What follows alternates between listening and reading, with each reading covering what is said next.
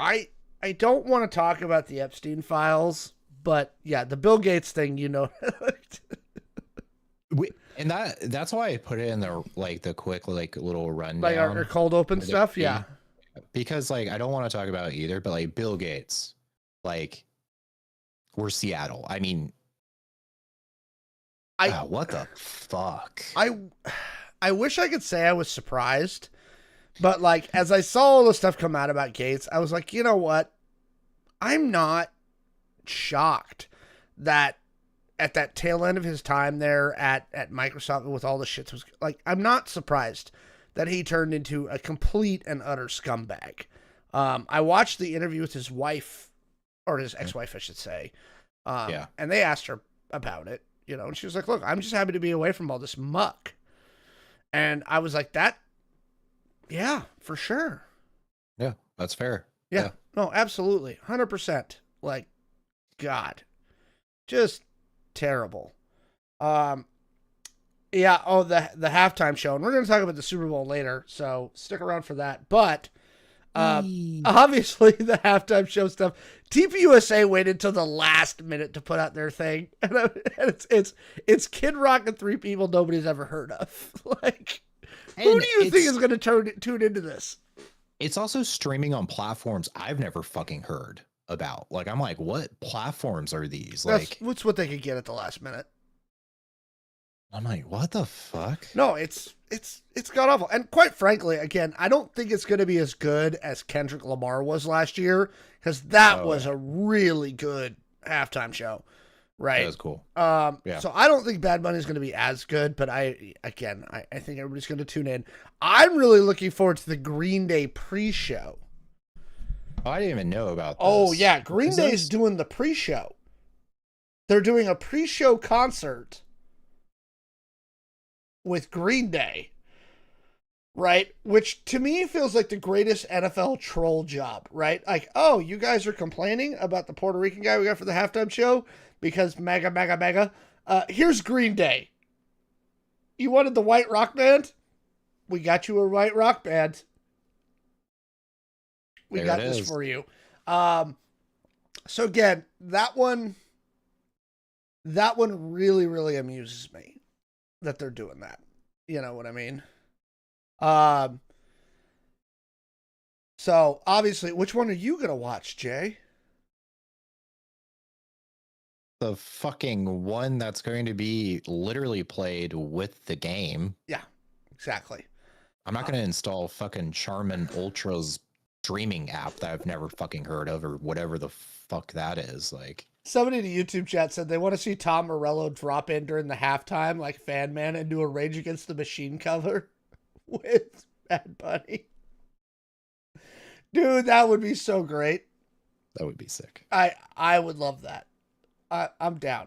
But yeah, speaking of, again, Epstein files, the alternate halftime show, and Kid Rock, you got this in here. The lyrics that everybody's been putting out, like all his pedo lyrics about doing it with underage girls. They're so bad. They are. No defending them. It's just, he literally says exactly, like, it's not like, oh, that's not what I meant. Like, no, you spelled it out. Like, you're very clear about your desire to sleep with underage teenage girls. Yeah. Good job, MAGA. That's who Turning Point USA is putting out there as the alternative to Bad Bunny, because that's, I mean, come on, guys. Really? Like, and my favorite thing is like, oh, like, no, like, let's boycott the halftime show because we want someone that's American. And it's like, oh, you fucking dumbasses. Like, Bad Bunny is American. He's Puerto from Rican. Puerto Rico. Yep. So like, it's part. Wow, cool. Look, dude, I'm with you. The whole thing's goofy. Again, we're going to talk about the Super Bowl a little bit more in a little bit, but since we're at that point in the show, why don't we cue the music? All right, let's go. Coming to you from our weird home studios, it is the Error Code Show for February 5th. Your place for news, pop culture, politics, gaming, and whatever the hells we want to talk about. As always, I am Alex the Humanoid. I am joined once again by my wonderful co-host, Jay. Jay, say hello to the lovely people. Hello, lovely people. If you want to support the show, you can subscribe to us on Twitch. That's a great way to support the team. And if you have Amazon Prime, you get one free sub for free. And so you can give us Amazon's money. And I think after everything that's been going on, you should give us Amazon's money. Comment, like, and subscribe to our videos on the YouTube channel. Help us defeat the algorithm gods. We're on our march. Our next big goal is 5,000 subs. We're at a little over 2,500 right now. So thank you to everybody who is subscribed to the channel. We very much appreciate it. And be sure to also follow us on Twitter and Facebook at Error Code Show. I promise we're going to get better about posting. We really are. With that out of the way, let's jump into our first segment tonight. So, Jay, Deadline has a bit of an interesting report for us today. Showrunner Craig Mazin, made most recently famous by doing the Last of Us show, right, which I thought was pretty dang on good, has been tapped by HBO to develop a Baldur's Gate television show for HBO. Again, going over to Deadline, they're building it based on the video game franchise. So this is specifically based on the Baldur's Gate game franchise, Baldur's Gates 1, 2, and 3. Mazin is attached to create, write, executive produce, and showrun the TV adaptation. They got a few more executive producers from HBO and from Hasbro, and then Chris Perkins, who was the longtime head of story for Hasbro subsidiary Wizards of the Coast, will serve as a consultant. I was really surprised to hear this news. This one just broke today, near as I can tell. What is your first... Yep, this broke today. Literally just a couple hours ago. So just first blush reactions. Craig Mazin, Baldur's Gate specifically. What's your immediate go on that one? I mean, I don't know how you want me to describe how excited I am. I'm losing my shit excited. I mean, do you want me to do cartwheels or I don't know, man. This is I can't show you. I have a Baldur's Gate video game poster that has 4 of the voice actors' autograph on it, and I'm taking that poster to Comic-Con this year to get a 5th autograph on it. Mm-hmm. Loved the video game. I'm happy. This is the one thing, Alex. Let me have this one thing, especially since you almost ruined Comic-Con 2 weeks ago for me. That was last week. This is good news. Okay. Let's break down a couple of things that I like about this, right? Number one, I think HBO is the perfect home for this. The thing about Baldur's Gate 3 specifically is it did very much deal with more adult themes. It dealt with queer relationships. There was a lot of relationship stuff. It was a more adult video game than the previous entries in the franchise, right? Yeah. Definitely a more adult tone than other D&D adaptations that we've seen, right? And we've talked about this on the show many times. HBO does prestige television very well. This is what they're known for. So you take the network and the company that's produced things like Game of Thrones, that's doing that new Night of the Seventh Kingdom show, House of the Dragon, which, by the way, that Night of the Seventh Kingdom show is pretty good so far, right? And it's got a little bit of cottagecore happiness, but also doesn't lose that edge, right? So I think with the adult themes that Baldur's Gate deals with, I think HBO's the right spot for it. And I honestly, I can't think of really, besides maybe Apple TV Plus, a better network to put it on. Can you? No, this is the best. Like, if you said, "Oh, Netflix is coming out," I would be like, "Oh, damn it, fuck." But yeah, HBO. This is like literally, yeah, this is where it belongs. Um, I think that because HBO is not going to be afraid to tackle those adult themes, I'm hoping they go kind of TVMA with this. I want them to go very Game of Thronesy with it, right? I want it to be bloody. I want it to be adult. I really think this is probably the right spot for it. Yeah. Quoting Francesca Orsi, EVP and the head of HBO drama programming. Keep in mind, this is drama, not comedy. We're thrilled to continue our partnership with Craig Mazin on Baldur's Gate. His deep and long-standing passion for the source material paired with his remarkable talent for building immersive worlds filled with rich, compelling characters promises groundbreaking results. With the work that he did on Last of Us, season 1 specifically, for me, right, and how good that was, right? And with, again, using Baldur's Gate as kind of the thing, right? And Craig has said that they're going to have some characters from the Baldur's Gate franchise. So there will be recognizable characters from Baldur's Gate 3, right? But also new characters. And there's another piece here that I want to read.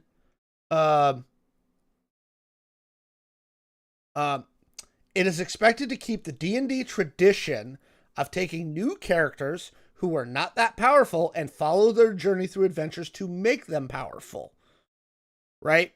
Which I think is great. Here's another thing that I think will make you happy. With no ties to another Baldur's Gate game in development, Mazin has freedom over the direction of the story, making it more of a traditional Snow versus Last of Us, which was already kind of set. He puts together a solid writer's room and puts this together right.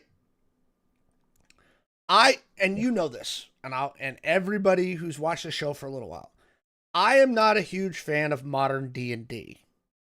Okay? This is no secret. This is what I want to see them do with D&D. I think this is the right move. Even I, who am not a big fan of Dungeons and Dragons, when you look at it again, you mix in Craig Mazin, who's a great showrunner, HBO, which knows how to produce fucking shows, and this particular area of Forgotten Realms, I think we might be in for a treat. Yeah. Yeah. I'm excited. You're almost speechless. You're so excited about this news. Like I just feel like, I don't know, we're getting so much good news in like nerd realm. And I know we talked about it last week. Go watch the video. Okay. I get it. There's a high probability the Highlander remake is going to suck. There's a high probability that the He-Man movie is going to suck.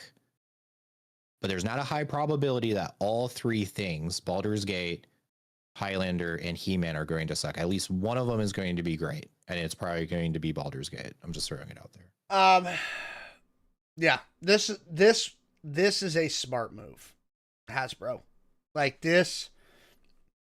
And it could drive a lot of excitement for Dungeons and Dragons in general. For role-playing games. Yeah, this... I don't have any critiques.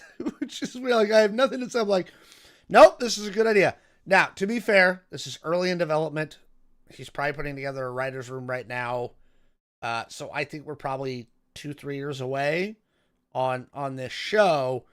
But I think it's very, very interesting.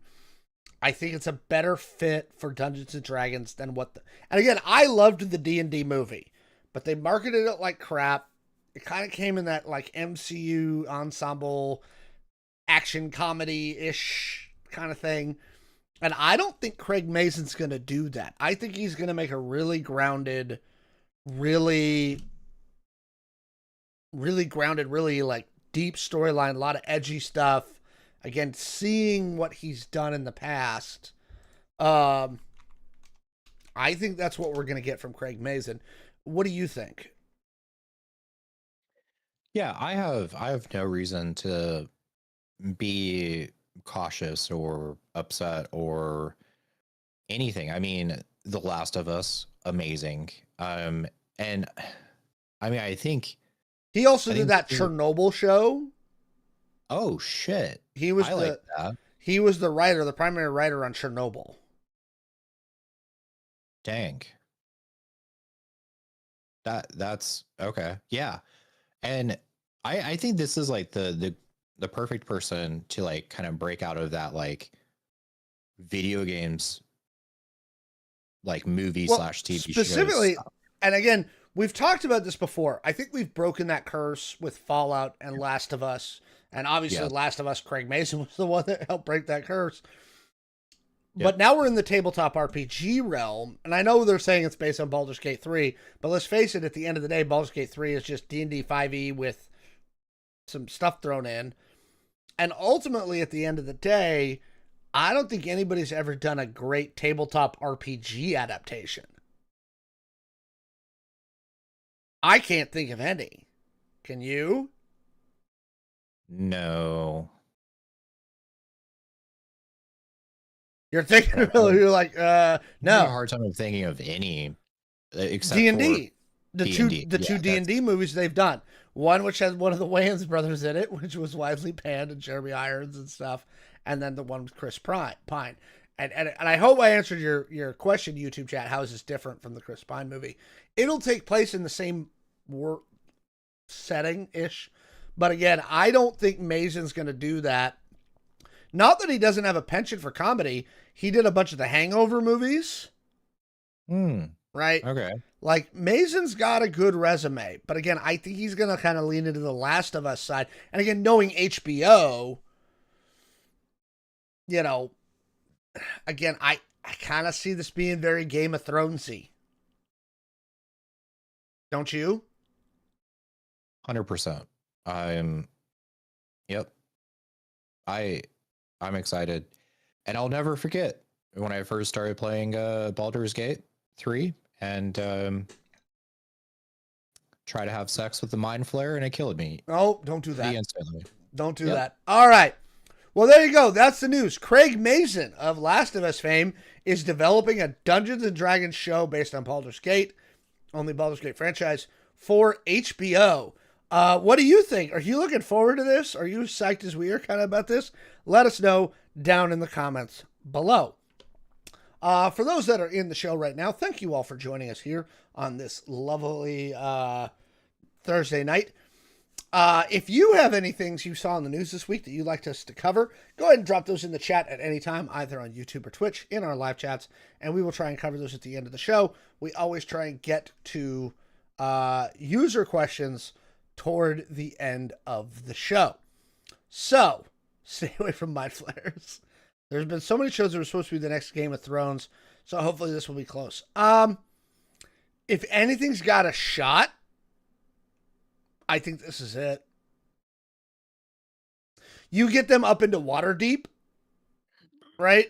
Where there's a lot of like intrigue in the council and all this very deep lore in Waterdeep, a lot of politics, a lot of edgy stuff. Yeah, I can totally see this being another Game of Thrones. You've got a lot of room to work. Oh yeah. Yeah, you've got a lot of room to work. And actually, I'm gonna do something real fast. I'm gonna pull up a map. Okay, so I want to put this in perspective for everybody. Actually, this is a good one. Let's see if I can get this to come up big for our viewers. I want to get a big one. Give me a big one. There we go. Can I get this one to load big? No. Hang on.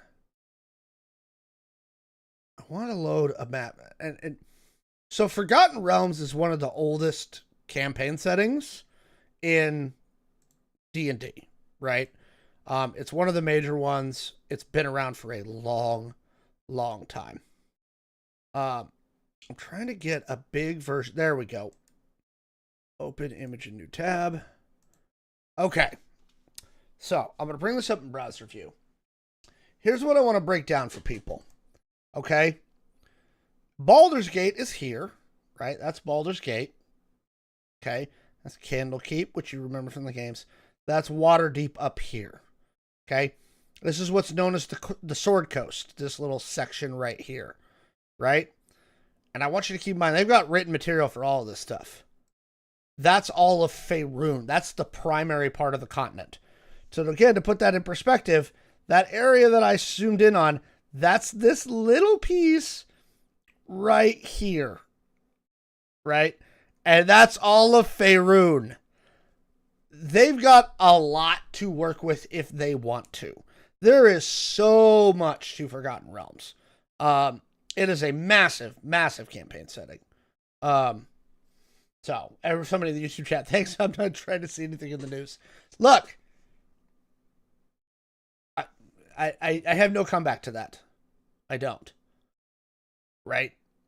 What I will say is, if you saw, maybe it was entertainment news. You know what I really wanted to cover, Jay? I don't know if you saw this. Did you see Chapel Roan's Grammy's dress? Oh, yes, I did. We can't put that on this channel. I saw it sans the cape. Yeah. Without her hair blocking anything. To describe it, she wore a dress, the front of which was held up by her nipple rings. Yeah. Yeah. Wait, okay, which I just pictured there was no leaving anything in her top area to the imagination. Yeah. Nothing. And I have 2 dogs. They're both bigger. One's like 90 pounds. And I like literally could not stop thinking about like a dog jumping. Like if that was me, a dog jumping on my dress and just ripping. Oh, not where I went. Yeah. Not where I went with that. Oh God, like that. Imagine if someone steps on your dress as you're walking. Ugh. Like, oh God. It was really cool, but it seemed very dangerous. Yeah, absolutely. All right, Jay, do you want to take us into our next topic tonight? Yes. Okay. Woo. All right. So I was thinking about this, and this also plays into like the fantasy realm, you know. A lot of the stuff that we love, you know, video games, fantasy, tabletop, comic books, all of that stuff. I strongly believe that we really love it because it helps us escape from our current reality, right? Sure. You go into a different universe where you can meet up with a mind flare, right? I don't know. But there's kind of a debate specifically with comic books. I'm sure it's on every single nerdy thing. But do you like it when comics use real world issues? So blending like the fantasy with reality. And this isn't anything new. This has been since comic books came out, right? Like think Captain America 1941. Obviously, that's super obvious. The X-Men and civil rights movement. I mean, I'm demonstrating it for the audience now. Oh, there we go. The Watchmen. When I was a kid, I remember there was a period where like Commissioner Gordon had lung cancer from smoking a lot.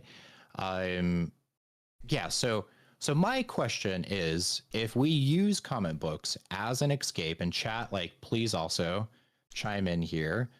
Do you like it when comics blend reality with that fantasy world? Alex? So the short answer is yes, right? And why? Yeah. Uh, um, I think that anything that we can use to, uh, anything that we can use to help break down misunderstanding or kind of like even simplify or kind of put into new context or a different lens, anytime we can do that with pop culture, I don't think it's a bad thing, right? Um, and so I think that there is value there. Um, I think that it helps put things in perspective. Now, these things are, again, can be misinterpreted. One of the interesting ones that I find really interesting is how uh, the Punisher has been so misread, and that's been kind of co-opted in the wrong ways, where like you see a lot of cops and other people like that adopting the Punisher symbol, when literally the Punisher is a very political comic. The reason he becomes the Punisher is because the cops are corrupt and they're not doing their jobs. Again, we go back to the 1940s, and what is Captain America doing but punching Hitler in the face?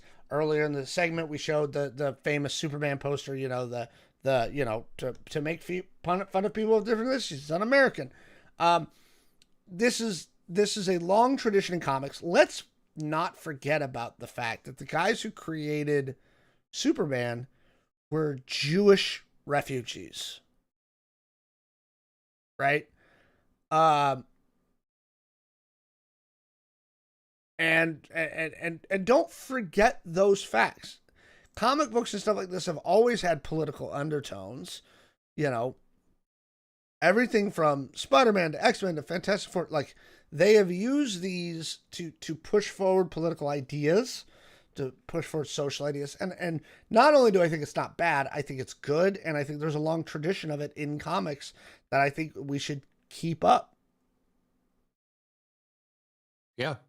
And I would argue that the issue isn't having political things in comic books. I think sometimes the execution Mm-hmm. might be a little off. Sure. I think when comic books focus on the story and then kind of weave these things into the story versus like starting with like, oh, there's an event that happened, and then I personally I feel like it's way better. But yeah, I can also see like the counter argument to this is like, hey, I want an escape. I don't want to think, and I'm going to go to the most extreme thing I can think of, like 9/11, right? A lot of comic books did 9/11. Yep. I'm seeing this over and over and over on the news all the time. I don't want to pick up a comic book and read 9/11. Like I get that. But I think you're right, Alex. I think this is like a good artistic platform where we can kind of help bridge that. Like, hey, like I've never encountered this situation before at all.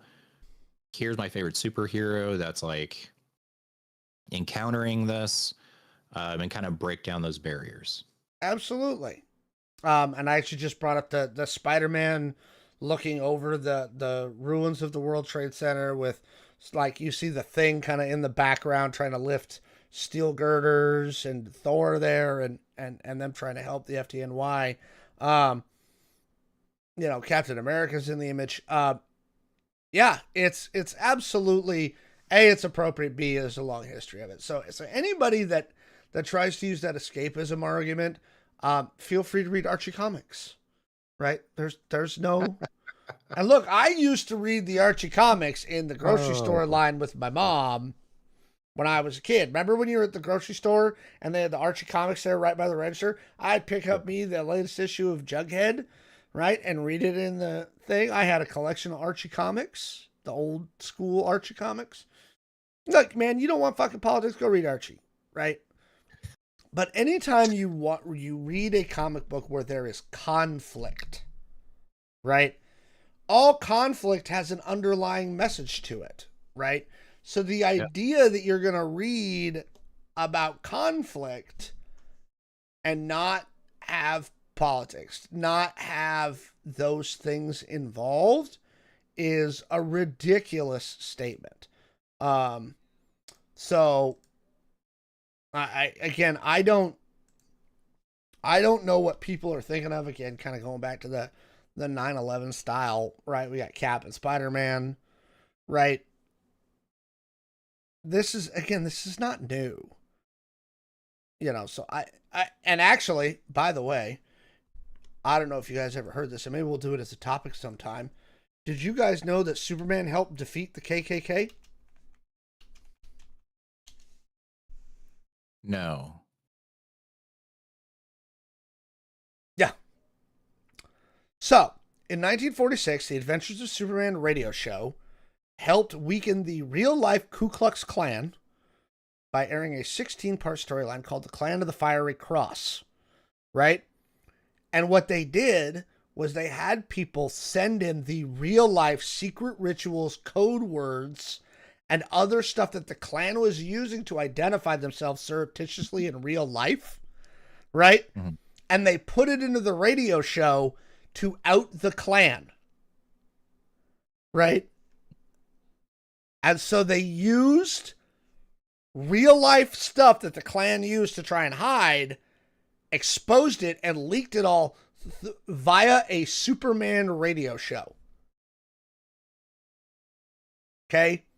Superman defeated the KKK. There's a couple of good podcasts specifically about it, but it is absolutely something that happened in real life. They used a Superman radio show to beat up on the KKK, right? To expose them and hurt them in real life. And it was hilarious. Okay? There's a couple of really good articles about it, about how Superman defeated the KKK in real life, right? So anybody who's like, don't be woke. Sorry. Superman is anti-racist, and he will defeat the Klan. Okay?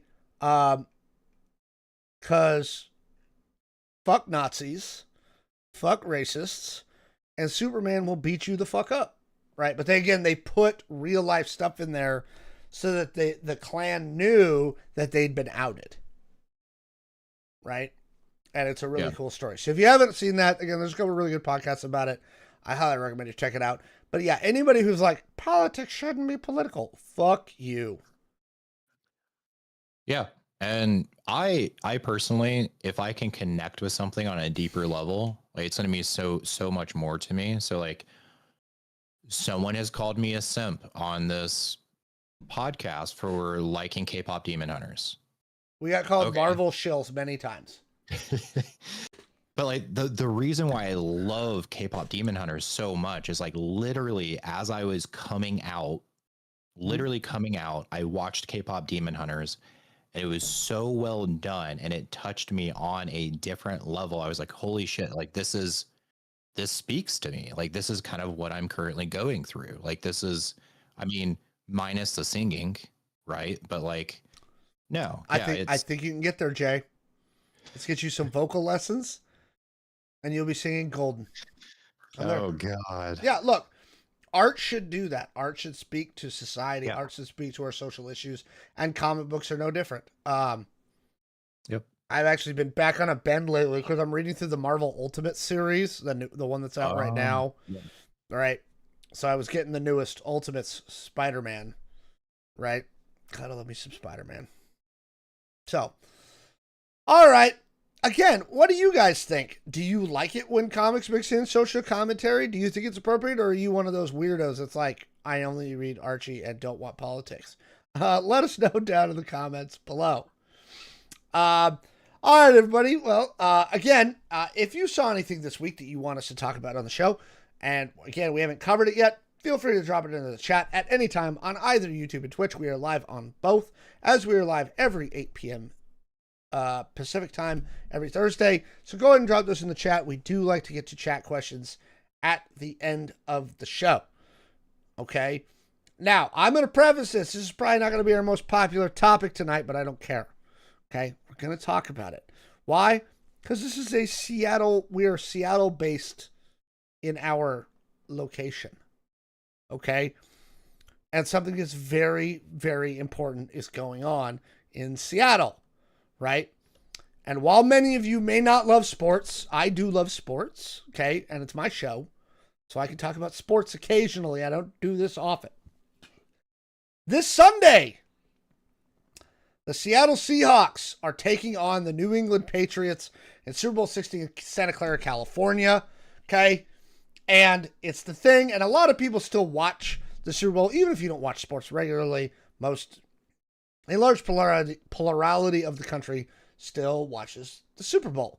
It's the big game. The commercials are great, right? It's an excuse to get everybody together, and it's just a fun thing to do, okay?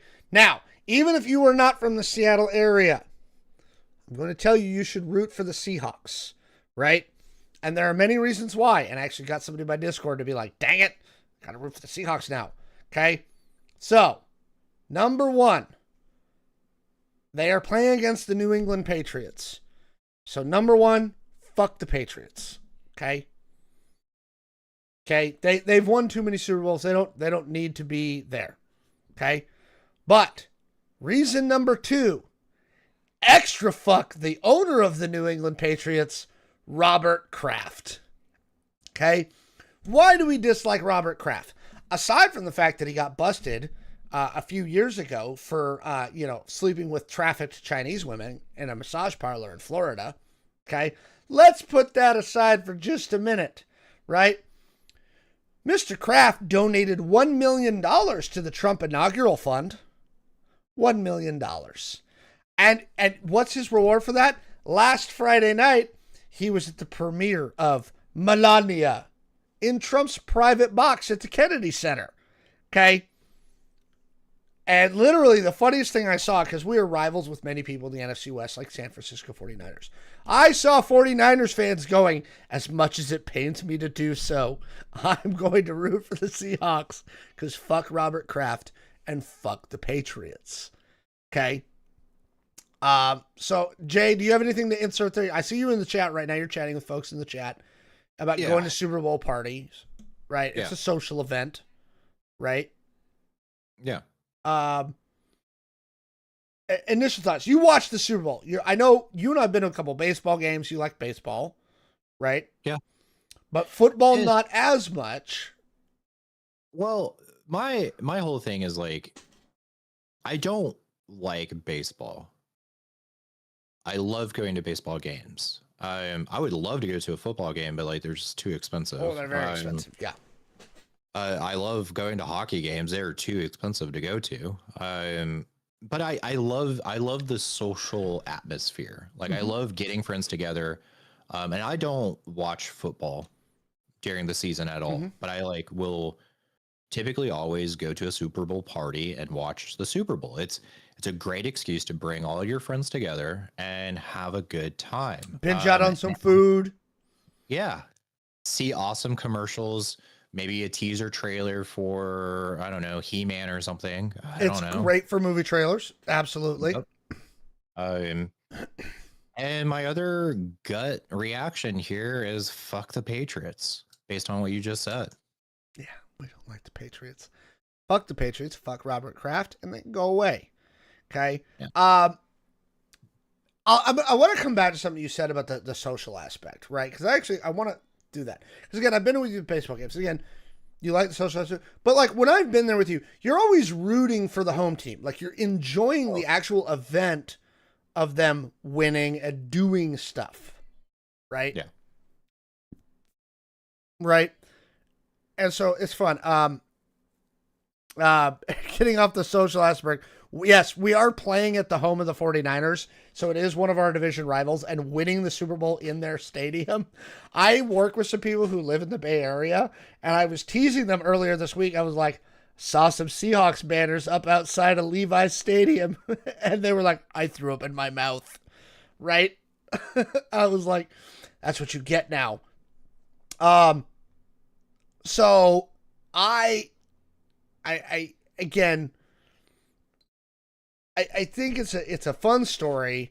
The other thing, the other reason I'm rooting for the Seahawks, and this has been one of the fun stories. So Sam Darnold, who's the quarterback for the Seahawks, had a really interesting journey to get to the Super Bowl. He was drafted by the Jets, and the Jets are a terrible organization, right?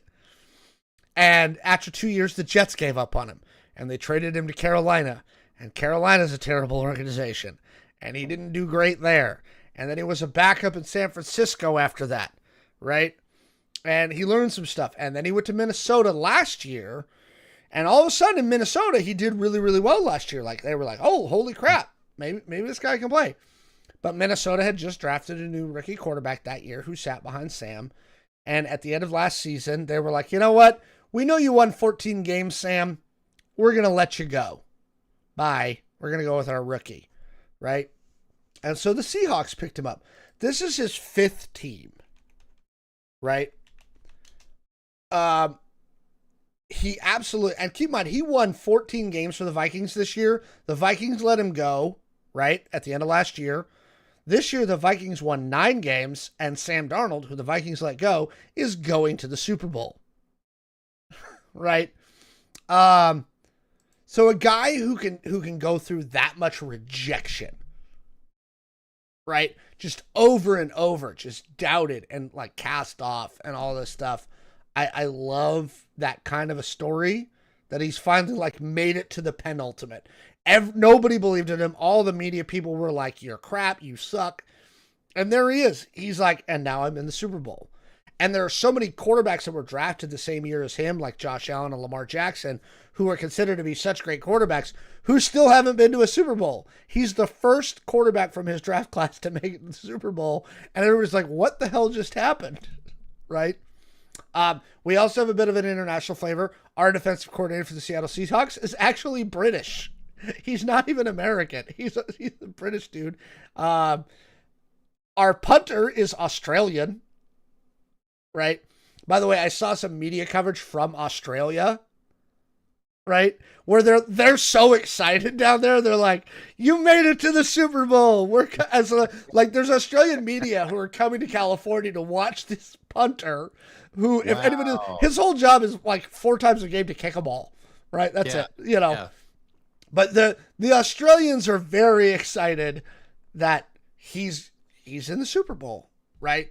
Our lead wide receiver, right, is a guy named Jackson Smith-Njigba, right?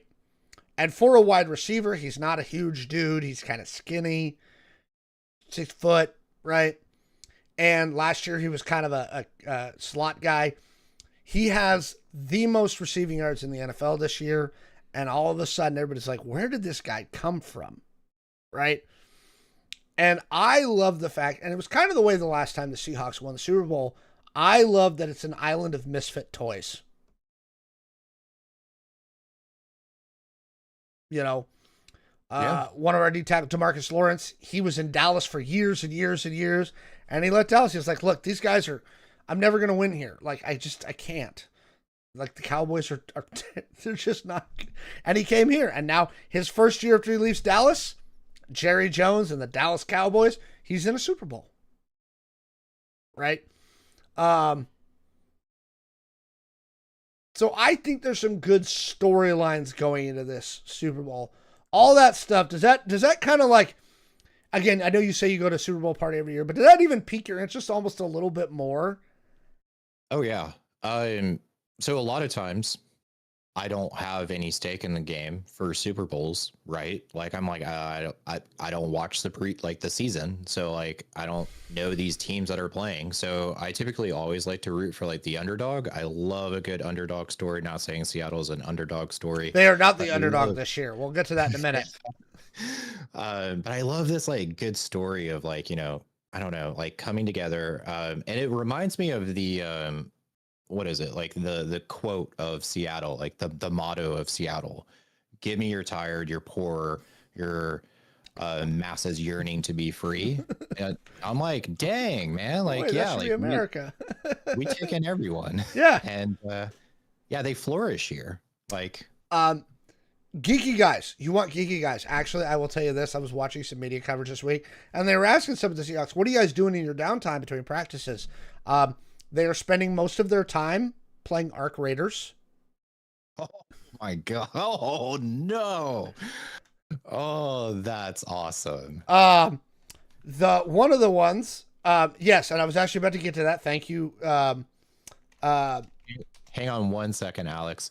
I want to point out right now, your wife is not watching the podcast. She is playing Arc Raiders. I'm sure she is.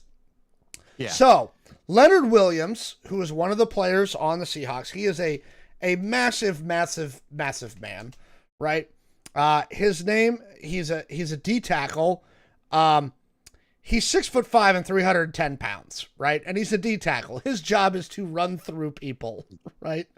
Okay. He is also a giant Magic the Gathering nerd, right? Yes. During the last bye week, he was at Wizards of the Coast headquarters playing at Wizards of the Coast with some of the WotC people.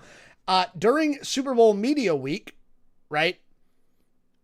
They were asking him, they're like, okay, how big is your Magic collection? He's like, pretty big. They're like, what's the most expensive? So, you know the serialized One Ring cards from Lord of the Rings, how they made the 100? Yeah. He has one. He has one of the serialized One Ring cards, right? Wow. According to him and what he put out in Media Week this week, he has $1 million worth of Magic cards. Holy. Okay. Dang.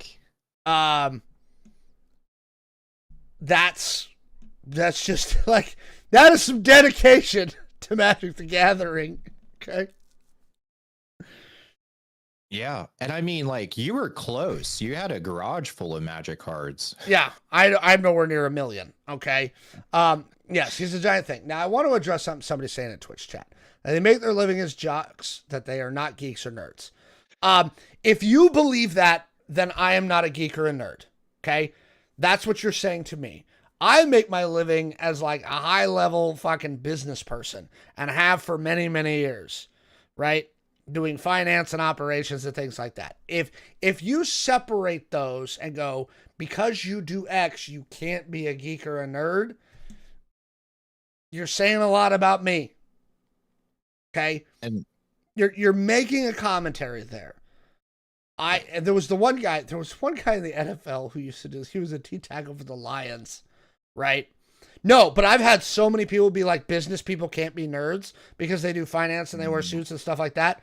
It's the same concept. Okay. To me, it's the same concept. I take it the same way, that if you're saying that a jock can't be a geek or a nerd, you're saying that anybody who doesn't fit that geek nerd profile can't be a geek or a nerd. And I don't think it's correct. And I'm gonna state it. Okay. I think it's wrong. Okay. And I want to chime in here. In high school, you were a big jock. I was viewed as a jock. I still have my Letterman jacket. So jock check 1. You were a varsity player. I was a varsity player. I won best defensive player for my high school varsity soccer team. I many years in my rec league was like captain of the soccer team, of my soccer team. I was on the track team. I broke a high school record for track. You would ask me, what do you want to go to college for? And I would say soccer. I was put in special classes that I did not have to do homework in because I was a jock. I'm trying to think of like what else. I was a jock, total jock. Like, and that wasn't who I was. Like, I would leave school and I would like have LAN parties with my friends. I would set my VCR to like record like Gundam and Cowboy Bebop, like late night, anime, and then like rewatch them. I read comic books, and I never played like Magic in high school. But you did later. I did later. And I was a huge nerd. But to like a lot of people, they would look at me and be like, "Oh, they're a jock." Like, and they're saying you redeemed yourself for jock wrongdoing. And here's the thing: I don't know Leonard Williams, right? So maybe Leonard Williams did too, right? I'm saying he's really into magic and his stuff like that. There is one, and somebody pointed this out, that's really a big weeb, right? So, all credit to them. Again, I think it's got a lot of fun stories in this particular Super Bowl. Okay. You mentioned earlier, and we should get to this part of the segment before we moved on to our next segment, which will be kind of more in line with our normal programming, I promise. They're not the underdogs. No, Seattle's actually favored by 4.5, right? So the majority of people and the majority of the bets are going the Seahawks way. They have a kind of once every decade kind of defense. Sam Darnold's balling out. JSN's the best receiver in the league. They're just top tier. So who do I think is going to win? Again, it's like the movie title, right? Any given Sunday. Weird shit happens in football games. It's an oblong, weirdly shaped ball that bounces random directions. So could the Patriots win? Yes, absolutely. The Seahawks are only favored by 4.5. That being said, I do feel like this one's kind of a foregone conclusion. Barring something weird happening Sunday, I don't see the Patriots winning. They've got a good defense. They got a decent offense. Drake May and his wife are so like sugary sweet. They're such a sweet little couple. He's the quarterback for the Patriots. Like, they're so cute and sweet, it'll give you diabetes, right? But I don't see it. So I'm calling Seahawks. I think final score is going to be 27-20 Seahawks. That's what I'm calling for the final score. 27-20 Seahawks. I'll come back next week, see if we're right. Jay, do you have any predictions for the big game? Yeah. Seattle dogs, chips and nachos. Lots of beer. Lots of beer. Have to have lots of beer. Yeah. So I mean, my only prediction is that we're going to win. That's it. Okay. I'm not like super crazy. There's like people at work that are like, oh, the Seahawks are going to win from just like crazy stuff. And I'm just like, no, I'm not, that's not me. Like, yeah. So there you go. That's our Super Bowl prediction. So there you go. Someone in the chat saying if the Hawks win, I expect my team to be so drunk they won't be able to go to work on Monday. Probably a thing. They really should just make the day after the Super Bowl a national holiday. But what do you think? Who's going to win the Super Bowl? Do the storylines from this Super Bowl interest you? Let us know down in the comments below. It's funny because I'm taking the day off tomorrow. And so I was on a call with my boss until about 6:45 because I'm taking tomorrow off. And I was like, I should have taken Monday off too. He's like, because I asked him for tomorrow off earlier this week because I'm just tired. He's like, I was wondering that. Why did you not take Monday off instead? And I was like, I don't know. But I took Friday and I'm locked in. So I'm going to be there Monday. So there you go. I'm going to grab something from the chat. I actually have a quick answer for the one about Seattle. Hang on. Question for the end. Stuff we found in Seattle. I'm going to put this over here. Right there. Okay. So, again, we don't do sports on this channel very much. Periodically. I'm going to do it. It's my show. I'm allowed. I promise. Okay. Jay, this is more in line with our normal topics. I really like this topic. I told Jay during the pre-show this was actually something that I was very excited to talk about. So, Jay, why don't you take us away with topic number, I think this is 3 today? 4? 4. I don't know. Yeah. We had a good rundown today, actually. So, it was Jay, good. Take us away. All right. So this segment, we're talking about like your Saturday rituals that you didn't know you were losing as you grew up. One in particular. Yeah. So this one, number 1, Saturday morning cartoons. This is a huge, big, obvious one. Like, this wasn't just watching TV. Like, this was like you made an appointment. You woke up early on purpose to watch cartoons, and you would grab a bowl of cereal most of the time. In a few hours, you just sit there, eat cereal, and watch amazing cartoon shows. And I will say, like, Monday morning, the conversation wasn't like really geared around like, oh, like, did you see that like episode of blah blah blah? It was like, did you see what happened? Like, and this was a crazy time because, like, at least for me, you couldn't rewind the TV. Like, if you missed something, right? Like, you missed it.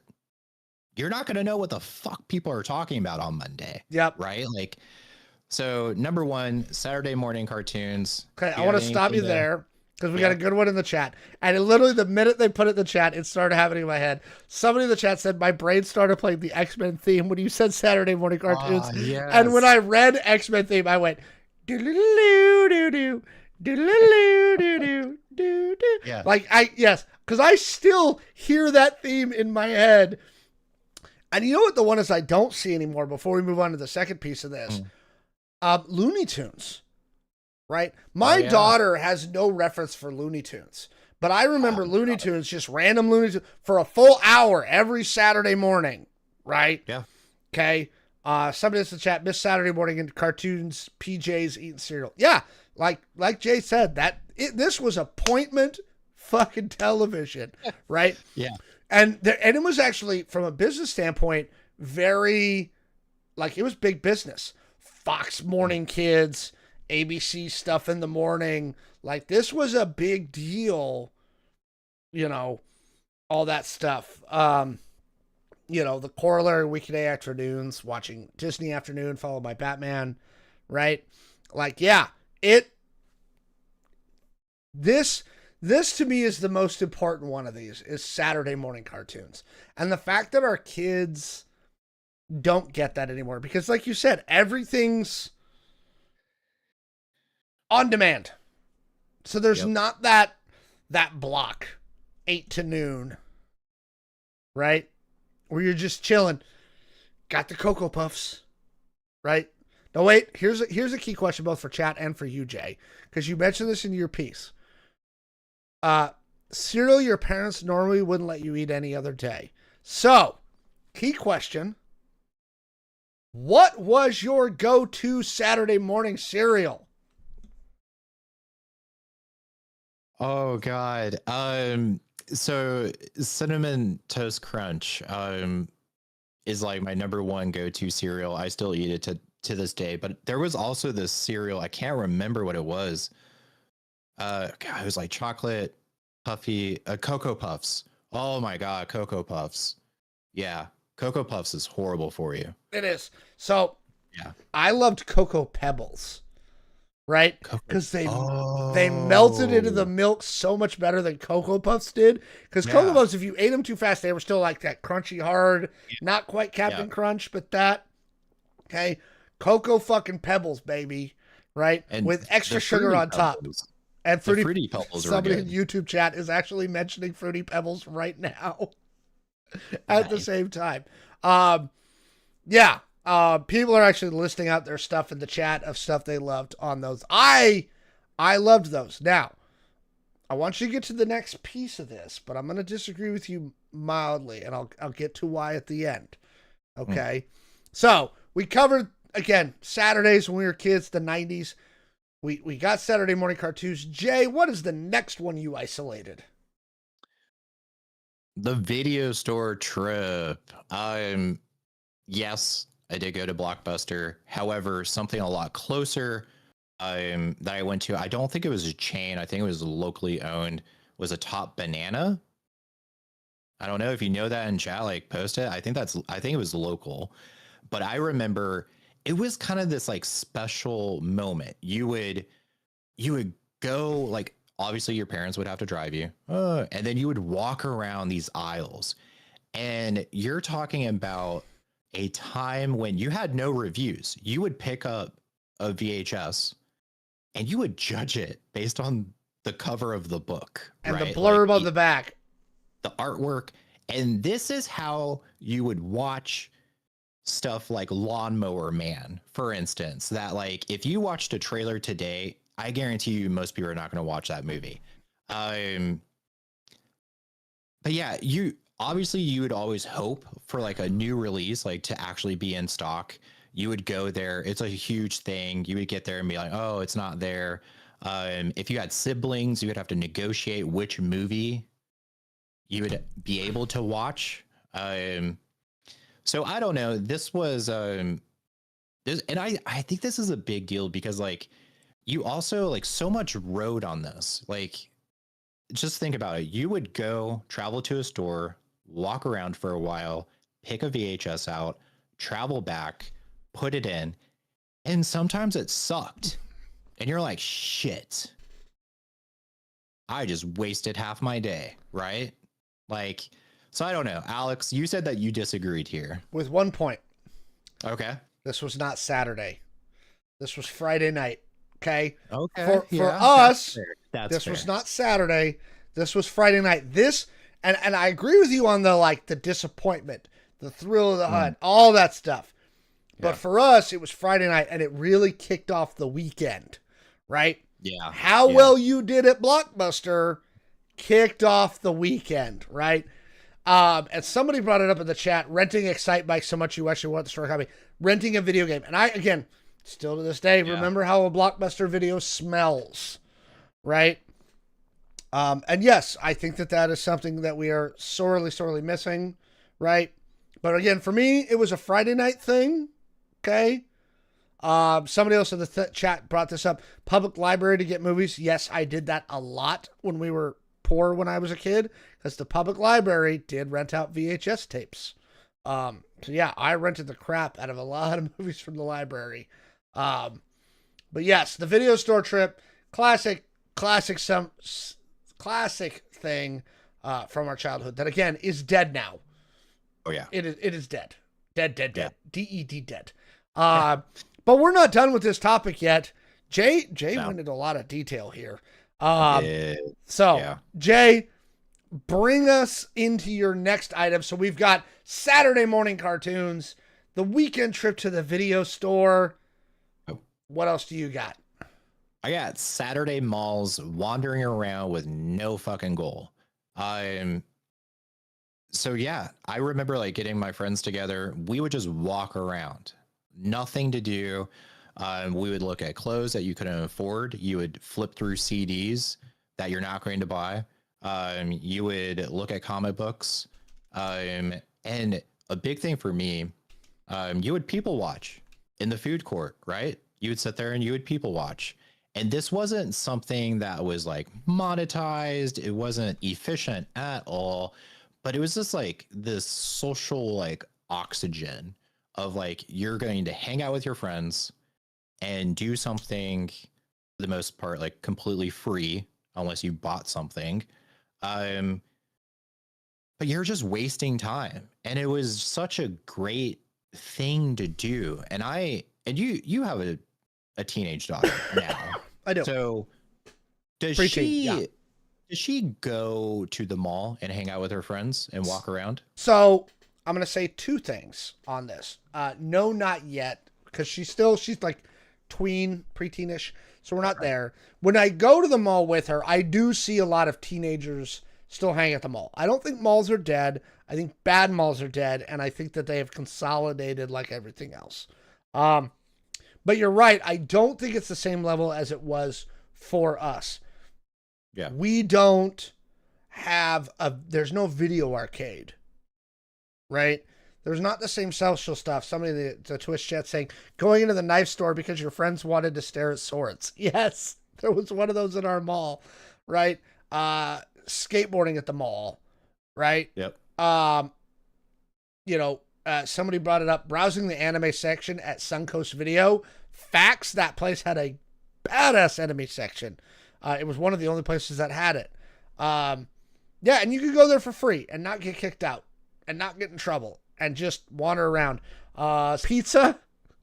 Oh, yeah. Or Cinnabon, right? Oh, God. Because I think a Sbarro pizza slice was like $1.49 back in the 90s. right?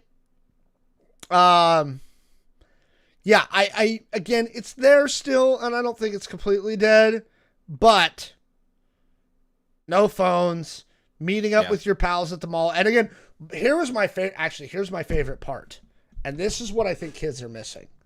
And the no phones comment in the chat reminded me of this. Running into random people you knew at the mall who you didn't know were going to be there. Yeah. Because you didn't have Yeah. phones. So you'd go with friend A and B, and Yep. then an hour into it, you'd run into friends C and D, and then you guys would walk around for a while, and maybe you came with friend A and B, but now you're going to go hang out with C and D at this store for a little while, and then you find out that A and B ran into E and F, and then you guys all mingle back together at the food court, and now you're in a big group. Yeah. And that's how that shit went. And I Yep. don't think they have that feeling of like random goodness that comes anymore. Would you agree with that? 100%. Like nothing, and that's kind of all of this. Like nothing is random. Like they don't have to wake up early because they can just stream the cartoons at a later point. They don't have to worry about like the picking a wrong movie to watch because they can watch trailers and they can read reviews and It's on your phone. and Yep. yeah. So I 100% agree with that. Like there's no randomness anymore. Yep. All right. How many of us still remember our best friend's house number from back in the day? I still do, actually. And I remember my home phone number from when I was like 12. Okay. You got one more segment for what we have lost from Saturdays from a long time ago. What do you got? Yeah, so arcades, game nights, and shared screens. Primarily LAN parties and split screens. GoldenEye. They're yes. Oh my God, GoldenEye. And gaming used to be loud, you know? Arcades, like they had a different feel to them. Like there was like a smell in the air. Um, and I don't know, there's something about sitting on a couch next to your friend. You're looking at their screen, they're looking at your screen. You're yelling at each other, you're trash talking, you're passing controllers back and forth. People are like watching you, waiting for their turn. Calling next. Yeah, and it goes back to that like social atmosphere. And now I feel like it's really sad because we're connected globally and somehow we are so alone locally. Yeah. I agree with you. It's sad. There is something to couch versus mode, right? Yeah. When four of you are crowded around a 26-inch television screen, okay, screaming at each other not to yell, not to watch each other's screens, and as somebody in the chat pointed out, throwing Cheetos at the guy who picked Odd Job and GoldenEye because fuck that guy, right? Okay. Yes, and my daughter still plays video games with her friends, but you're right. It's different. It's different. It's not the same as sitting there with your friends, you know, again, couch, you know, four people on a couch playing Mario Kart, you know, back in the day. You know, the reason most of us still have the Konami code is playing 2-player variation of Contra. Yep. You know, there is something that you miss about that. I absolutely 1000% agree with everything you said there. So here's the question to end this out. I know you'll periodically see it as kind of nostalgia bait, right? But do you think we could ever rebuild that culturally? Or do you think it's just gone? Do you think there's going to come a point where people, maybe it's not Gen Z or Gen A, but maybe it's the one right after my daughters, where they get sick of it? The onlineness, the phones, and everything else, where they are just craving that social side, and those third spaces come back and exist again. because they know something's missing there. Do you think that that could come back? I do. And I think it's because we do kind of see this. We see like Disney remaking our childhood movies as live action, and like the new generation gets really sucked into them. There is a thing that I learned in like a marketing class called a market burnout. You don't want to overload your consumer, or they will reach a burnout phase where they don't want to check their email and they don't want to be on social media. Like they're tired of all the ads. They want to unplug. And that's very bad from a marketing point of view, obviously, because now you can't reach them. And there is like this thing of like a cycle, like at your wife's birthday party, I wore like very large, baggy, purple pants that like I remember back when like I was in high school being like those types of pants being all the rage. And then they were like super not the rage for a long time. And now they're coming back. So we see fashion go through these cycles. And culturally, you think we can do the same?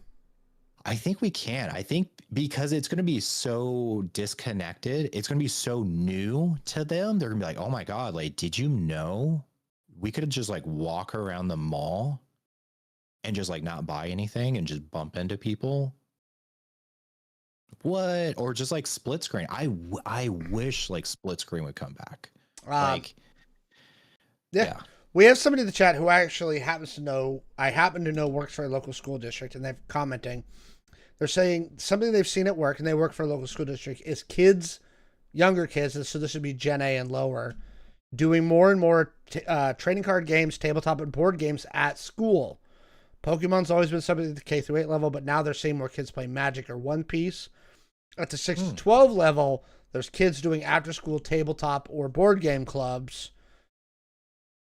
I would love to see more tabletop RPG and Pokemon and Magic and all those clubs really flourish at the junior high and high school level. I think that would be great. Right? I think it would be phenomenal. So there you go. There's a bunch of our reminiscences about what it was like to be a kid on a Saturday 20 years ago, 25 years ago. I'm not going to say any more words because that's a long... I don't want to... Whatever. I'm old. But tell us what you think. Do you have any particular memories that you love? And do you think it could make a comeback someday? Let us know down in the comments below. Look at your next topic. And because of the commentary in the chat, I almost think we need to revise this one. Let's do it. Let's revise it. About the geek nerd thing versus jock. Because ironically, you wrote about this, and then this just came up a few minutes ago. Yep. And now I'm thinking we need to relook at this topic. Okay. And maybe revise. We'll get there in a second. I'm going to jump in here and just really quick. We'll do one of the chat questions. Again, if you guys have any questions, we try to get some in at the end of every episode. So if you have any chat questions, go ahead and throw those in the chat at any time, and we'll try and get those at the end of the episode. But, Jay, most interesting new thing, or new to you, thing you found in Seattle so far in 2026? Oh God. New thing that I found this year in Seattle. Or new to you? New to me. Crap. Let me think about that. Have I found anything new? I have something, but it's just because I ended up at an event like a week ago with rich people. So Seafair, right? Seafair is a classic traditional Seattle thing that happens every summer in Seattle. There's the Blue Angels and the Hydro Race and things like that. The folks over at Seafair have decided that the summer is not enough, right? Now we have Seafair year round. So Seafair year round is happening. What does that mean? What does that mean? They're doing like a winter boat show. They're doing a bunch of stuff, right? Oh shit! So like every quarter they're gonna do like an event, yeah, or something. Yeah, but Seafair is going year round. So that's happening now, not just the summer. My God, I feel like dog dads and I'm gonna be pissed. I don't know what they're doing, but it's happening. Uh, wow, dang. Oh, I have one. Oh, what do you got? I went to my first indoor rock climbing, and that was a lot of fun. It is way more intense, honestly, than I thought. I know that sounds stupid because it's rock climbing, but yeah, like being hooked up into like the harness and going like I don't know, 30 feet up into the air. So I don't know. That was new that I discovered. That was fun. There That you happened go. this year. Yeah. All right. So I think we're going to end up kind of going far afield with this next one. But again, we were talking about somebody with jock versus new nerd earlier today. Ironically, Jay had this written into the rundown. I did. Okay. So, Jay, go ahead and take it away. All right. So why being a nerd used to mean something completely different. Um, so today we're talking about like how nerd culture has changed. Being a nerd used to mean like you were into things that most people didn't care about. You had to find your people, right? It wasn't just like you would go to school and everyone's into anime. You had to hide that. Um, and you would learn to love things very quietly and be very defensive about it. Obviously, on the flip side, today, anime is super popular, comic books are super popular. This, yeah. So, what nerd used to mean versus what it means today has, I feel like, changed a lot. I'm going to pause there. Alex, do you have any comments? All right. All right. I think scarcity made fandom a lot stronger. So I'm talking about like limited releases. I'm talking about out of print comics. I'm talking about imported games, like the Japanese imported games. And then VHS tapes that were like copied and like handed, passed around friends. Also like LimeWire, like burning CDs. I of course never did that, but yeah. Um, and I'm gonna pause there. Alex, you said that you wanted to. You're holding. All right. So when did nerd culture become mainstream? And I think this happened when the superheroes took over the movie theaters. When video games became the largest entertainment industry in the world. And when fantasy went from being like a niche to being prestige TV. Suddenly everyone is a nerd. Um, everything is like super happy. Fandom became a branding thing, and this isn't all bad, right? Representation has improved, access has expanded, creators found bigger audiences to reach out to. I'm not saying like all of this is bad. I'm trying to like gatekeep, right? Like this is good. I'm just pointing out that like being a nerd used to be a bad thing. Like for instance, we brought this up earlier. When I was a jock in high school, I did not want people knowing that I was recording like Gundam. Um, and a few people did. Like my best friends, we would do like LAN parties together. We would talk about anime and stuff. But like I had two separate groups of friends. I had like my nerdy group, and then I would have like the football team, the soccer team, the track team over here. That you would have two separate. These did not mingle. And I did not want everyone to know I was watching anime. Um, so pausing there, are you still holding, or do you want to comment now?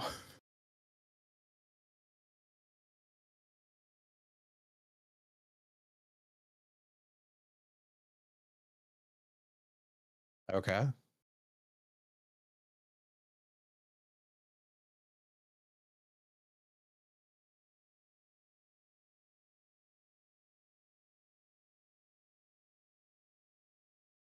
I'm muted. I had forgotten that I had muted myself temporarily because I sneezed.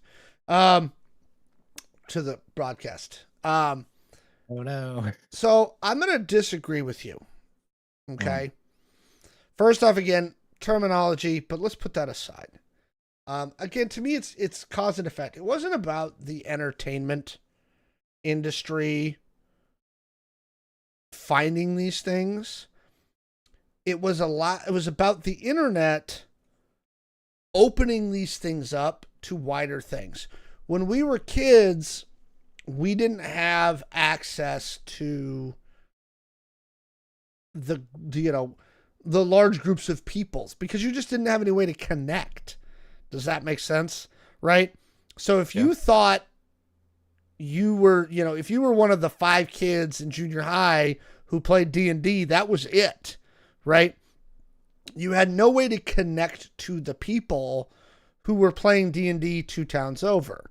Now, there's these massive communities online because everybody can find each other via the internet, right? And once they were able to find each other and they were able to find out that there was more of them than existed, right? Than they thought existed. Now you've got these mass communities. That's when the corporations come in and go, okay, now we can make a profit because we know how big these audiences are now, right? And that's what works, right? Um, your life as a living hell if you were able to nerd. In a lot of places, that was true, right? Again, it's why people separated. It's why people downplayed stuff. Um, so again, nerd culture, a lot of geek culture has become very, very mainstream, comparatively speaking, especially. And I don't think there is that social stigma anymore. Now, there are a lot of people who are like, I don't want it to be mainstream. They were very happy with where it was, Yep. right? When it was not mainstream. And they really do want to go back to those days when it wasn't mainstream, right? Yeah. And I can empathize with the thought process, but I don't, right? Because while some people's and some of our experiences when we were young liking those things made our lives miserable because people were shitty about it, I'm glad that kids don't have to go through that anymore because it's mainstream. I'm glad they can like Dungeons and Dragons and comic books and anime and all this stuff. And because it's mainstream, that's no longer something they're being made fun of for. That's not something they're being bullied for. Why would I want to go backwards to the time Yeah. when kids were being bullied about that when we've hit the point where it's mainstream now? Now they can just like what they like. K-pop Yeah. Demon Hunters can be the biggest show in the fucking world. Right? Yeah. Because again, these things have become mainstream. So why, I guess I would ask, would we want to go back to the old way? And I would say no. Personally, no. I do know people, and I had friends in high I've met school lots of that them like, who are like, let's go back. And I'm like, no. yeah, yeah. And even like in high school at the moment, like people would be like, "Oh, I can't listen to Fallout Boy because now they're mainstream. They're too mainstream." Oh yeah, It was like you such a see it weird all the thing. time there. Yeah. Yeah. And yeah, again, like I'm not saying let's go back. I'm not saying it's bad now, but I'm just saying that like being a nerd used to mean something completely different. Now it's like cool to be a nerd. Like everyone is like a Twitch streamer or whatever, right? Mm-hmm. Like and I think it's good. I do think it's good. Because you don't have to like try to hide it. You don't have to be like, "Oh my god, like can I talk about Gundam with like the I don't know, the football players I'm like lifting weights with in the gym, or they're going to think I'm nerdy and like laugh at me and pick on me or like, so it's good. And I will say, oh my God, you used to, it used to be very rare that you would find a female who would want to watch anime with you Or and be admit it, into at least. things, Yeah. or admit it. And now you can have that. Like, you can date someone Dude, in high school. I am so fucking jealous of the Yeah. fucking kids younger about. And literally, I was talking to somebody in the chat about this just a minute ago. I was typing back and forth where I was like, I think I was about 5 years behind, right? Dude, like I remember talking to somebody about this in my store, and they were one of those bitter people that was like, "Wow, the girls," and I was like, "Motherfucker, do you know how much in 1997, 1998, right? We would have killed to have cute girls in the anime club? Like, are you fucking kidding me?" Yeah. Right? Are you fucking kidding me? Like, why are the girls in the role play? Fuck you. I wish that shit would have been around. You guys are in a target-rich environment, you motherfuckers. Right? You don't have to worry that you're never going to get a date if she finds out you play Dungeons and Dragons. Okay? Yeah. Like, that's no longer a concern for you. Fuck off. Right? I don't understand the argument. Like, why were they so mad that girls are into these nerdy things? It's not that. Again, there's a, how do I put this? And Dog Dad's kind of isolating a little bit of it in the chat about respecting their elders. I have a big thing against respecting elders just in general, but that's a whole other discussion, right? And it's where I think it's where some people who are old, they feel like they're being pushed out. Like it's not for them anymore, right? Yeah. And there's definitely an element, and I want to say I empathize with it, in that there's a lot of older D&D players. For example, actually Dungeons and Dragons is the perfect example. Dungeons and Dragons has evolved from the time it was published to now. And there are a lot of D&D players who look at 5e and 5.5 and go, this doesn't feel like D&D anymore. I don't feel like this is for me. And they're not wrong. What D&D 5.5, 5e, right, is now is not what it was 25, 30 years ago. It's not. It's not the same, and you're right. But your gripe is not with the younger players. Your gripe is with the people publishing D&D. Okay? Yeah. Now, to that I say, and this is the point that I make to a lot of these people, just because the new thing is not for you does not destroy the old thing. Okay? I didn't like the Star Wars sequels. Cool. The originals still exist. You can still go back and enjoy them. Right? People are like, I don't like the new Star Trek. Great. Go back and watch Next Generation. It doesn't change that medium. That is book upon book upon book of role-playing games, right? That I have in these shelves, right? Hundreds of books. They can make D&D or any other role-playing game anything they want it to be, the new publishers. I own these. They're mine. If I don't want to participate in the new thing, again, like we talked about in our Baldur's Gate segment, I don't have to participate. I still have what I've always had. The stuff that I have. That is for me. Okay?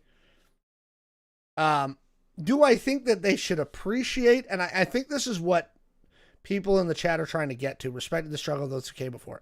I think they should appreciate and understand the fact that it wasn't always this way. You couldn't be into Star Trek and D&D in the 90s and not get the snot beaten out of you, right? In a lot of places. I think they should understand that. But again, those days are over, and I'm glad for it. Right? So honestly, if the term geek or nerd could lose all of its power, I'd be a happy guy. If it didn't mean anything anymore, I'd be a happy guy. Because I think it's just, I like a thing. Good for you. You like a thing. The example that I come up with most frequently for people is this. I don't like figure skating. I think it is silly. I don't understand why people like it. I don't think it's interesting. I don't think it's fun. But here's the thing. If you want to watch figure skating, you have fun. I'm happy for you. Go watch figure skating. I earlier today saw a TikTok of people doing curling. I do not understand curling, nor do I know why you would watch curling. Don't get it. But you know what? If you like curling, good for you. Yep. I want you to like the things that you like, and I want you to enjoy the things that you enjoy. I, myself, have spent a good portion of this week reading Spider-Man comics. I do not feel that this was time wasted. Okay? I like Spider-Man. You can like figure skating. You can like football. You can like curling. You can like... What's another thing? Crocheting. I don't want to crochet things. I have no desire. Yeah. But I'm not going to bust anybody's chops about crocheting shit. Right? So, take that for what it's worth. I'm glad that nerd is losing its meaning. Does that make sense? Yeah. No, definitely. Oh. All right. Folks, let us know what you think down in the comments below. See, people like watching Highland games. Great. Those are fun. Dude. Yeah. Have a ball. I don't want to bust your chops. Right? Yeah. Love what you want to love. If it's not illegal, unethical, or immoral, go do you, baby boo. Okay? Yeah. That's it. All right. Well, we've been live for an hour, 35 minutes. We're going to give you guys one last shot. If there's anything you want to talk about over there in the chat, go ahead and throw it in the chat right now. We'll give you guys a couple more minutes to throw those in because we are at the end of our rundown tonight. I think tonight was a pretty good show. I actually really enjoyed tonight. I think, I don't know, chat, like, tell us what do you think. I thought tonight was really fun. Yeah. That was a good show. I enjoyed that show. Yeah. We were doing some stuff. Sometimes when we come in later on our rundowns that didn't go well, I have to give Jay credit. Jay really knocked it out of the park with the rundown, right? I also appreciate when there's breaking news right before a show. Give me breaking news about a Baldur's Gate TV show right before I go live. Every week, give me some breaking news. I love it. Because then I've got stuff. Yeah. Yeah, that was crazy.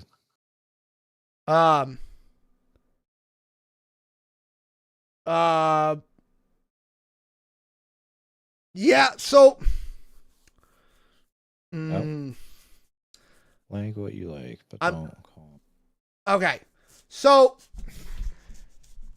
yes and no to that comment.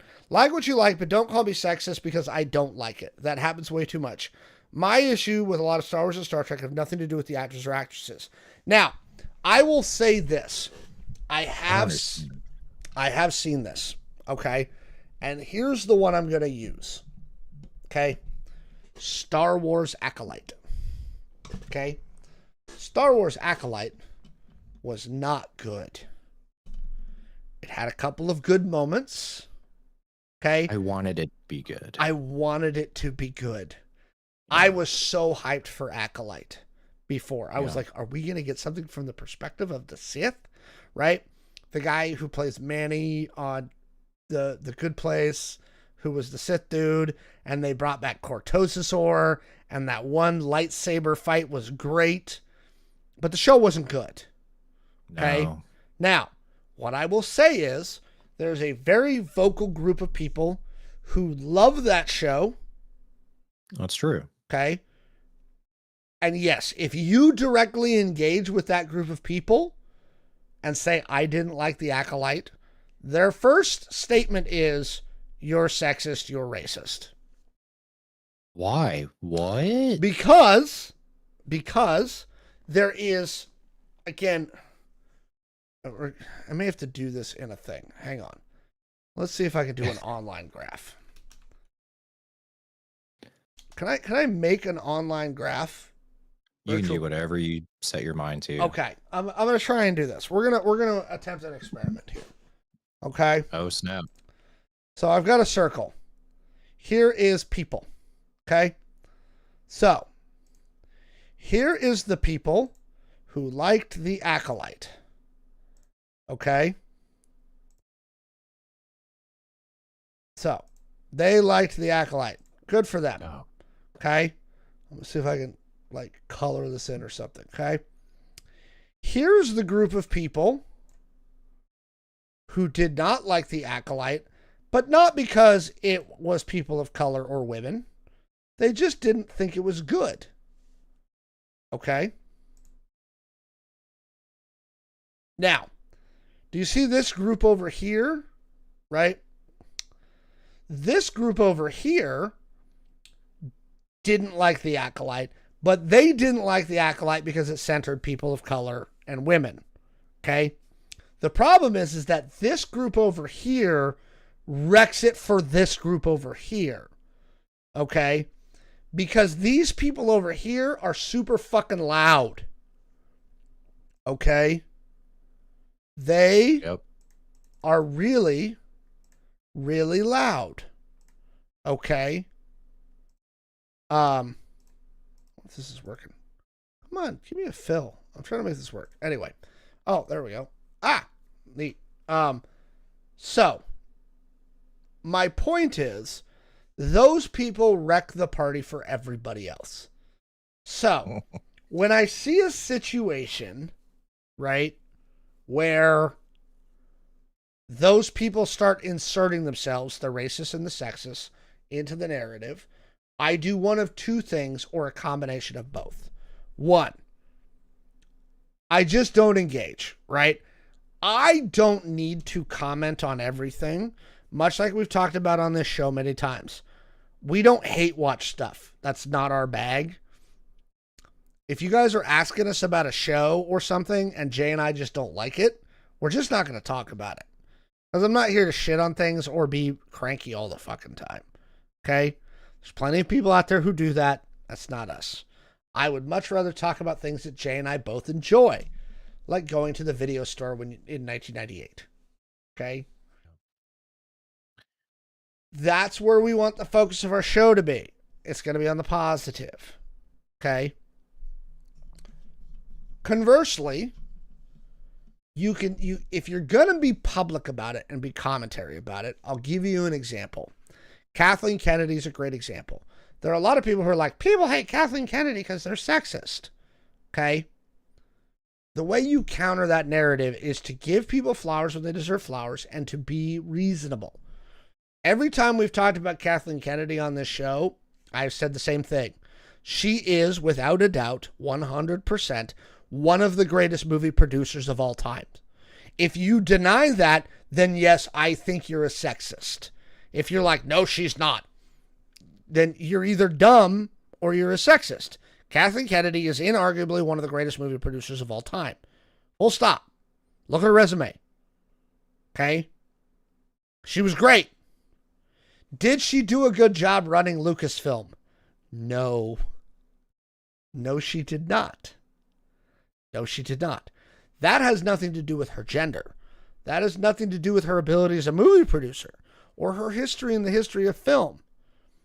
It has to do with she didn't do a good job doing Lucasfilm. The other thing that will make you look like a sexist, and again, I'm going to use Kathleen Kennedy. If you're like, everything Kathleen Kennedy touches is garbage. Okay? So either A, you're a sexist, or B, you've hated every single thing that they've come out with from Star Wars, which I don't believe. Because again, Rogue One was great. The Mandalorian was great. She did a lot of good things. If we are going to critique the things that she did badly, which were plenty, The way that you don't come off as a sexist is by being reasonable and saying, there was some shit she did that was good. Okay? Andor, good. Rogue One, good. Mandalorian, good. Force Awakens, good. I'd argue Solo, pretty good, right? Great. Okay? But was she a good steward of Lucasfilm? No, she wasn't. No, she wasn't. Overall, I think her tenure at Lucasfilm was bad. But the way you come off as sexist is if you refuse to acknowledge anything that she did that was good. That's the difference. And again, the racist and the sexist really do ruin the party, which is again why with things like the Acolyte, I actually still see discourse on the Acolyte to this day. I saw some earlier this week, right? And literally there's people who are like, it was the racist and sexist who got the Acolyte canceled. No, Disney will stick by it if it was any good. Okay? It will override. The Acolyte wasn't good. Now, in this case where I'm seeing this Discord, did I engage? No. It's not worth it. Right? I don't need to express my opinion about everything. And I'd be like, look, the racist and sexist fucked it up. There's these people that are going to defend it. And they're going to call everybody who hated the Acolyte a racist or a sexist. And that's their opinion. That's fine. But I don't need to engage. That's the difference.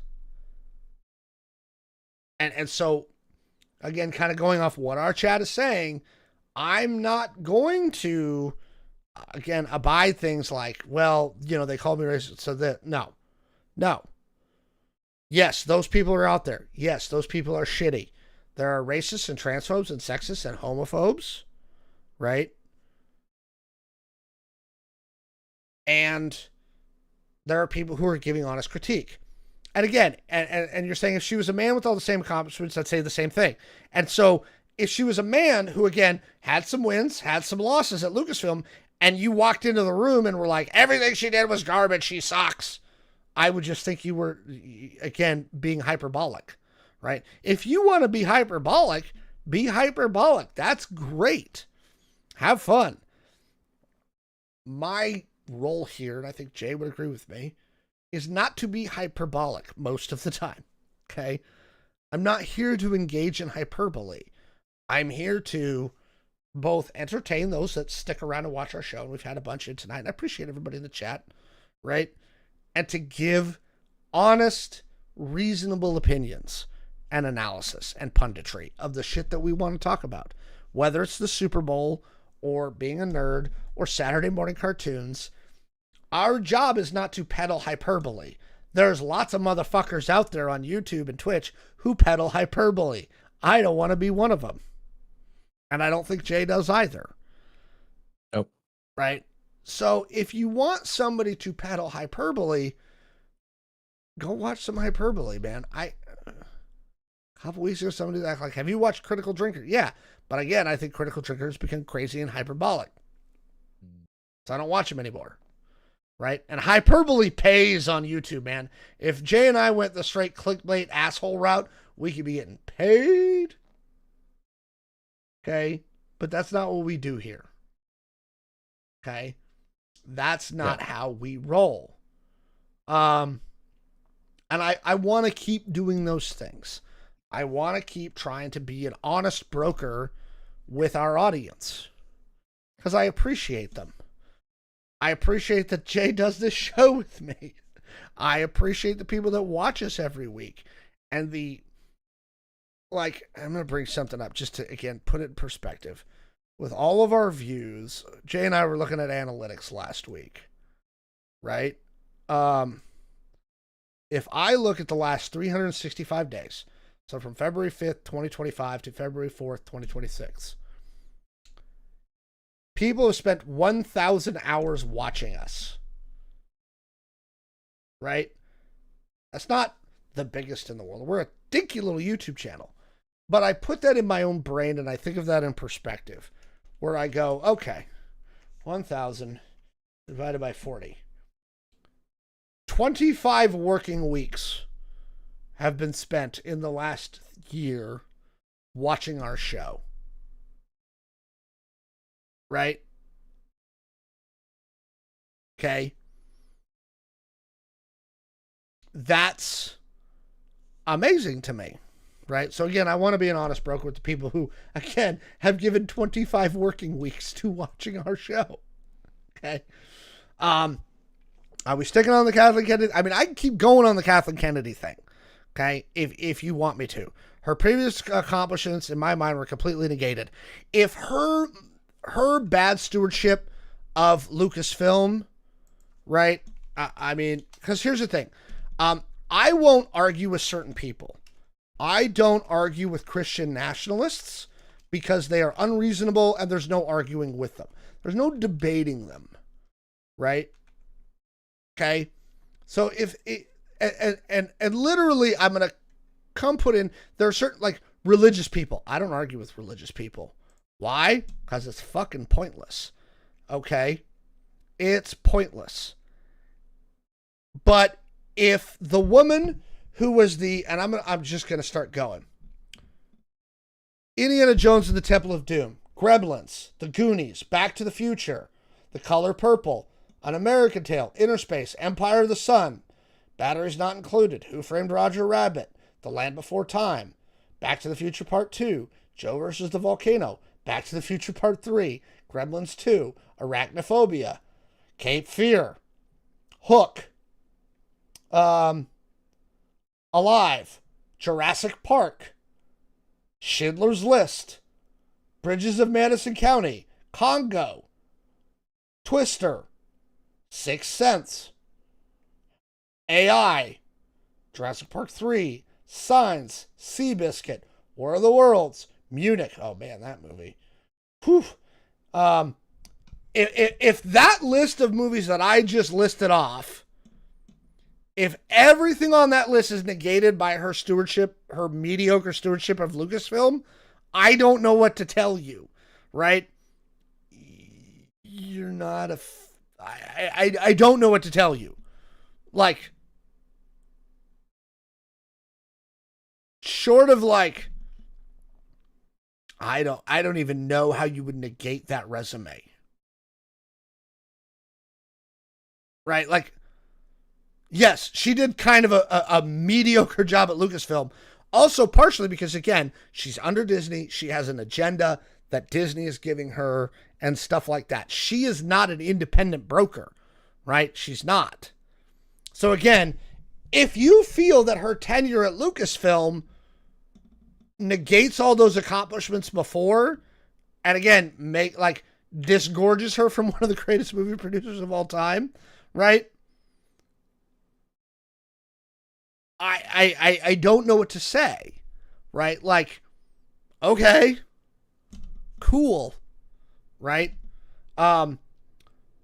Again, I don't think she's not an independent agent at Lucasfilm. She's working for Disney. She's working for Disney. She can only do so much. Again, is it partially her fault? Absolutely. Again, you will not hear me defend her tenure at Disney. I don't think she did a good job at Lucasfilm. But when we're mixing a couple of topics. One, how do you criticize Kathleen Kennedy without being a fucking shitty sexist?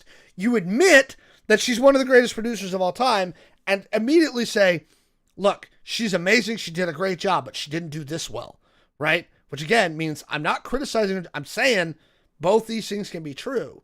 Now, do I understand why people are like, with that history, she should have done a better job with Star Wars? 100%, right? This is why the world didn't end the second she was named head of Lucasfilm when George left, right? Was because, again, her resume is amazing. Amazing.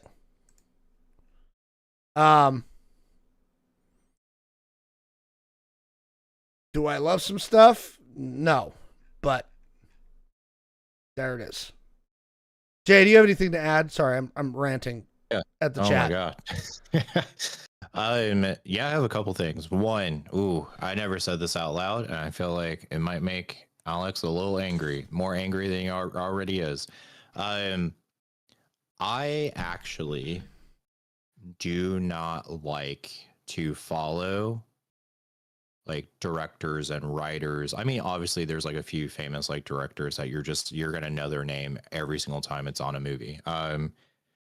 Because I feel like then you become biased. You Mm-hmm. might say like, "Oh, I'm not. They made this one horrible movie. I'm never going to see a movie that they ever do again."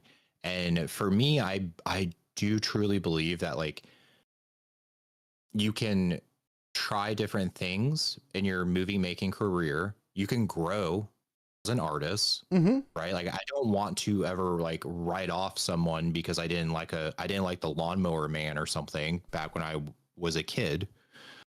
And then also a second thing that you pointed out is that like it's a team effort a lot of times. It's not just one person. I mean, um, yeah, like a director has like a lot of control, but if Disney is saying like, no, we want XYZ, give us XYZ, like that director is going to be like, okay.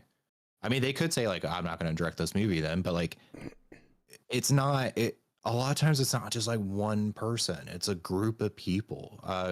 So I actually don't like to follow like every time when Alex says like, oh, this is being made by so and so, produced by so and so, I have to look it up. Literally every single time I have to look it up and be like, what have they done? And I like to be surprised. I like to be like, oh wow, yeah, Look, that's a long list. don't deify anybody in the entertainment business, right? Everybody has a bad day at the office, right? Yeah. Yeah. Everybody has a bad day at the office. Um, again, Steven Spielberg, arguably one of the greatest directors of all time, right? Would we agree with that? Oh yeah. Okay. Um, he's had bad days at the office. He made Ready Player One. I don't know. I liked that. I did like Okay. that. Um, he made. Oh God, I'm sure there's something in here for sure. And yeah, I'm sure there's something on the list Um, that that's the one that I go back to, right? Um, I know a lot of people that don't like The Terminal, right? That one with Tom Hanks where he plays the foreign guy that gets stuck in there. Somebody else brought up the BFG. Everybody has a bad day at the office. Okay. Everybody's going to throw a stinker in there from time to time. It's going to happen. Okay. So I actually want to correct that. And you actually should watch the movie. Oh, hang on. If you want to know what a producer does, right? There's actually a good movie that shows what producers do. So there's two types of producers. There is the type of producer that throws money at it. Okay. What you're looking at when you read the credits is what's called a PGA mark. Okay. So when you see somebody's name with the titles PGA at the end, they were not the people that threw money at the movie. They were the people that actually made the movie. And if you want to watch it, it's a fun movie. And it's about the making of The Godfather, right? And it's called The Offer, right? It came out 3 years ago. Okay. And it's about the making of The Godfather. It's a fictional kind of retelling of how they made The Godfather. Okay. That's based on a true story. But what I would say to you is if you want to know what a producer really does, go watch that movie. Because that's what producers do. Okay. So if you're wondering who actually made the movie, look on the credits for whoever has the PGA mark. That's the Producers Guild of America. Which is why at the Academy Awards, that's who gets the best picture. The person who gets the best picture Oscar is the producer with the PGA mark. That's who that's awarded to, right? Because the director gets the best director, right?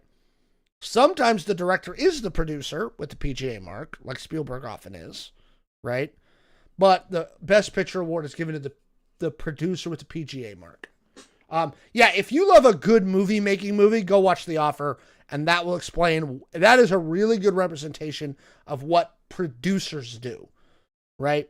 And I'm not talking about investor, like the guys that get a producer credit, because they were there or because they threw some money at it, but like a real movie producer, that's what they do.